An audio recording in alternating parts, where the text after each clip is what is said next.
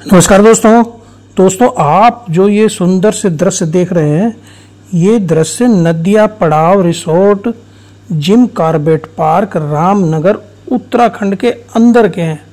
वो कुदरत ने इस सुंदर सी प्रकृति के अंदर हमें बहुत कुछ दिया है, लेकिन हम सुंदर प्राकृतिक दृश्यों में एकदम खो जाते हैं, मंत्रमुग्ध हो जाते हैं और केवल प्रकृति के साथ अपने फोटो लेने और वीडियो बनाने में व्यस्त हो जाते हैं और पेड़ पौधों जड़ी बूटियों को देखना ही भूल जाते हैं जो हमने पहले कभी देखे भी नहीं हैं।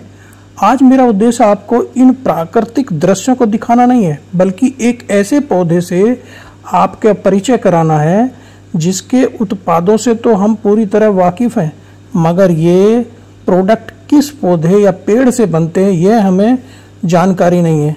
मेरा लगाव प्रकृति के इन पेड़ पौधों, खेती बाड़ी, बागवानी से बचपन से ही है। हमने तो अपने घर की छत पर भी इन पेड़ पौधों की एक अलग दुनिया बसा रखी है और रोज एक नए पौधे से मैं सोशल मीडिया के माध्यम से आपको मिलवाता हूँ। कहते हैं बांटने से ज्ञान बढ़ता है और दुख कम होते हैं। आज का पौधा जो हमारा है, ये जो आप देख रहे हैं ना, ये है कपूर या कफूर या कैम्फर का पौधा।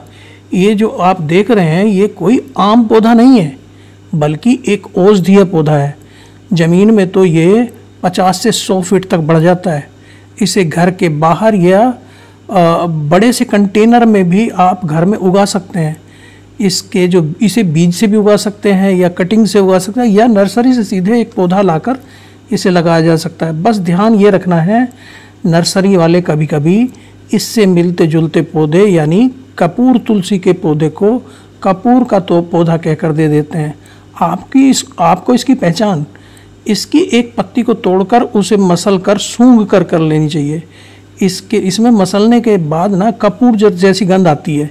ये एक चमत्कारी और औषधीय पौधा है और मैं इसे चमत्कारी इसलिए कह रहा हूँ क्योंकि इसके गुणों को सुनकर आप हैरान रह जाएंगे। कहते हैं इस पेड़ के नीचे बैठने या लेटने मात्र से बहुत सारी बीमारी स्वयं ठीक हो जाती हैं। अगर इसकी पत्तियों को उबालकर और उस उबले पानी या उस अर्क को पिया जाए तो वायरस से फैलने वाली बीमारी आपको होगी ही नहीं, और हो गई है तो ठीक हो जाएगी। इसके बारे में यह भी कहा जाता है कि इसे जहाँ लगाया जाता है उस घर के उस हिस्से में कीड़े मकोड़े छिपकली सांप नहीं आते हैं। साथ ही यह मॉस्किटो रेपेलेंट का भी काम करता है। ये पौधा एयर प्यूरीफायर का काम करता है, प्रदूषण दूर करता है, हानिकारक गैसों को अपने अंदर सोख कर वायु को शुद्ध करता है। इसका इस्तेमाल हवन से लेकर दवाइयों में और पूजा से लेकर विक्स तक में किया जाता है। परंतु जो कपूर हम घर में लाते हैं वह सिंथेटिक यानी केमिकल से बनाया होता है, मगर इसकी लकड़ी के छोटे छोटे चिप्स मशीन से काटकर उन्हें उबाला जाता है और इसकी भाप को डिस्टिलेशन विधि से ठंडा करके जो क्रिस्टल प्राप्त होते हैं उनको मशीन के माध्यम से गोलियों का स्वरूप प्रदान किया जाता है। जैसे हम मेंथा से मेंथा ऑयल बनाते हैं, उसी विधि से इसका ऑयल निकाला जाता है और उसके क्रिस्टलों को हम गोली का स्वरूप देते हैं। ये प्राकृतिक कपूर होता है जिसे देसी कपूर भी कहते हैं, लेकिन जो हम बाजार से लाते हैं वो केमिकल से बना सिंथेटिक होता है। और जो तेल इसका बचता है ना, उसका उपयोग औषधियों में किया जाता है। कोरोना काल में इसको गूगल पर बहुत लोगों ने सर्च किया था। इसका उपयोग जो हमारी मसल पेन होते हैं उसमें किया जाता है। ब्रोंकाइटिस के जो हमारा कंजेशन हो जाता है छाती में, उसके लिए किया जाता है। कोल्ड खांसी जुकाम की दवाइयों में ये बहुत उपयोग होता है और फेशियल क्रीम में भी इसका यूज होता है स्किन के लिए, क्योंकि ये बहुत फ़ायदेमंद है और रिंकल को ख़त्म कर देता है।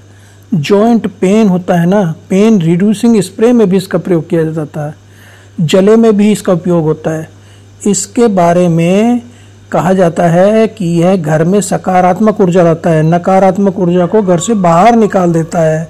और ये एक सदाबहार एवरग्रीन औषधीय पौधा होने के साथ साथ ये एक सजावटी पौधा भी है, क्योंकि इसकी पत्ती भी, छाल भी, इसके फूल फल सब बड़े सुंदर लगते हैं। इसमें छोटे छोटे फूल भी आते हैं और फूल इसके शुरू में हरे होते हैं, लेकिन जब मैच्योर हो जाते हैं तो काले हो जाते हैं, जामुन जैसे लगते हैं।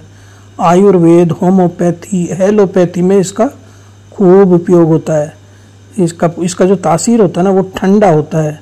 इसको अगर गमले में लगाना चाहते हो तो इसे 12 इंच का गमले में लगाइए। गार्डन सॉइल जो हमारी मिट्टी होती है वो ले लीजिए, उसमें वर्मी कंपोस्ट, नीम की खली और सरसों की खली और बालू मिलाकर एक सॉइल मिक्सचर तैयार कर लीजिए। इस मिश्रण को उस 12 इंच के एक पॉट में इसको भर लीजिए और नर्सरी से लेकर आइए कपूर का एक पौधा और उसको इसमें लगा दीजिए। तो ये शुरू में बड़ी तेजी से बढ़ता है। औसतन 24 इंच प्रति वर्ष इसकी बढ़वार होती है। और इसकी जो देखभाल में ना 2 चीज़ों का बस ध्यान रख लीजिएगा। पहला, इसको मॉइस्ट वेल ड्रेन सॉइल इसको पसंद है।